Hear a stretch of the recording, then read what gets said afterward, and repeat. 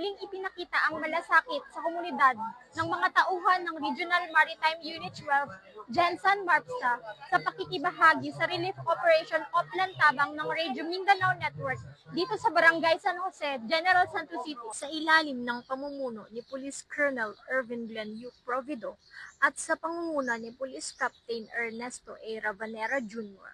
Aktibong lumahok ang mga tauhan ng Regional Maritime Unit 12 Jensan Marpsta sa paghahatid ng tulong katuwang ang IFM 93.9 Cebu, DYHP 612 at Radio Mindanao Networks Jensan para sa mga residenteng naapektuhan ng lindol na tumama noong Hunyo taong kasalukuyan sa Mindanao. Nabigyan ng tulong ang humigit kumulang 250 pamilya sa pamamagitan ng mga relief packs at bigas sa isinagawang relief operation bilang bahagi ng patuloy na Oplan Tabang ng RMN Jensan.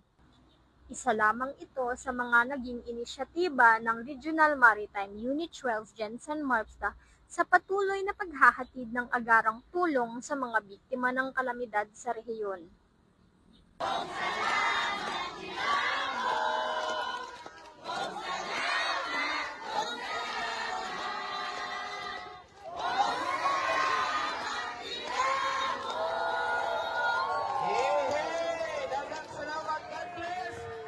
Daghang salamat labi na sa atong maritime unit sa PNP, maritime police no nga ni Kwanjod ni uban nato ni partner nato nining atong public service, so ngana nato ma-feel ba nga ang atong kapulisan andam sab sa ilang public service pagtabang pod ngadto sa mga kaigsunan pareha ta og misyon no.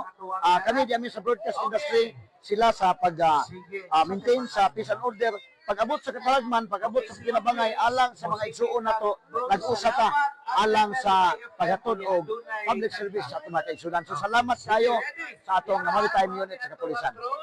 Thank you.